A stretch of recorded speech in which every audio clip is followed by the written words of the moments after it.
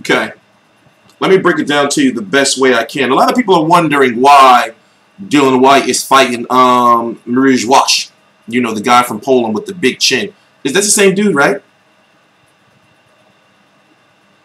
That's the same dude? Yeah, that's the same dude. And why you have Dereck Chisora versus Robert Helneius too, in my opinion, which is a more meaningful fight.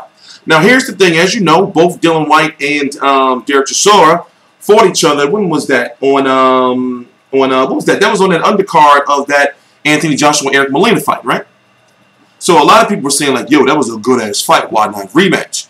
Well, both of those guys were talking about how, you know, they want to go on to a title shot, or put themselves in position for a title shot. So you have a situation where these guys, after this fight, will likely be ordered to fight each other, to be the winner, to be the mandatory for WBC champion Deontay Wilder, and or most likely the winner of Deontay Wilder, if Wilder decides to fight Joseph Parker, or the winner of Wilder versus Joshua Klitschko. So basically, Dillian Whyte, Wach, Robert Helneius, and Dereck Chisora are literally one fight away. You know, I'm talking about, well, two fights. They would have to win both of all those guys I mentioned would have to win. And in a boxing scenario, let's say Dereck Chisora wins, against Robert Helneius, or vice versa, and let's say Dillian Whyte wins against Wach.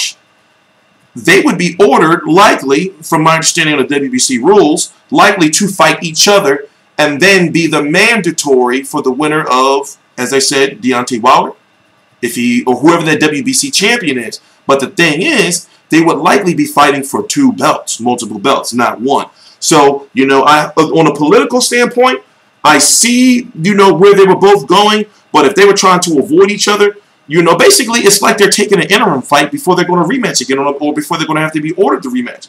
And now if they win their fights, you know, the rematch will be so much more, you know, bigger. They can have their own card and say, and you know, Sky Sports can build it up and say, you know, and the winner of this goes on to their next fight to fight for the WBC title, or the WBC and the WBO, or the WBC and the IBF, and the WBA Super World.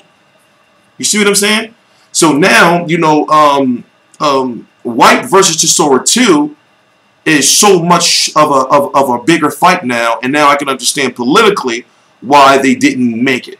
So, I'm talking about as far as immediately. So, that Dereck Chisora, Robert Helneius fights will be taking place on May the 27th, and the Dillian Whyte-Wach fights will be taking place on June the 3rd. So we can very well see these two ordered to fight by the WBC sometime in the fall, because right now the WBC #1 contender is Bermane-Stiverne. So you do have to kind of factor him in. You know, so the WBC could say, well, the winner of you four guys between Whyte, Chisora, Wach, and Helneius, and you say, well, you got to fight Bermane-Stiverne for the WBC interim, since we got, you know, the Unification's tie. You know, I don't want to get into the rules of the mumbo jumbo, but basically, you know, I can see exactly, you know, what's going on. So it's like this: Dillian Whyte should win his next fight. It's going to be on the undercard of Brook versus Spence. Wait, it is on the undercard of Brook versus Spence, right? Yeah, on the undercard of Brook versus Spence. You know, a lot of people are going to be pissed off and say, why aren't you fighting Bryant Jennings? You know, I'm a fan of Bryant Jennings. We both grew up in the same neighborhood, but he's not ranked. You know, and I can see why they may be a reason why they didn't even pick him. And I'm looking at the WBC rankings, and I'm looking at the top 25. He is not ranked, and the crazy thing is, he's been inactive since he fought Klitschko. I got a chance to talk to his manager, Jay Prince. You know, this was at the Ward Kovalev 2 first press conference. He's saying they got something in the works. But I'm like, yo, he's got to get ranked first, because right now, you know, like, he should be in the mix. And he's not in the mix. You know, so I'm looking, like, literally, they don't have Bryant Jennings in the WBC top 50. So, you know, it would have, I'm sure that Eddie Hearn was looking like, well, you know, if you fight him, high risk, you know, low reward. Because if you lose, he takes your ranking spot. You know, and then, you know, you can't be sanctioned to fight for it, you know, so That's the logic, in my opinion, behind the behind Dillian Whyte fighting Wach, because a lot of people say, well, Wach, you're not fighting a better name, but I think it's no better way it can be explained. You know, if not, go look that shit up yourself. Simple as that. As far as the WBC rules, you know, I'm T Street Controversy. This is T Street Controversy Live. I cover every single major fight live. Please subscribe. All the links to my social media right down below in the description box.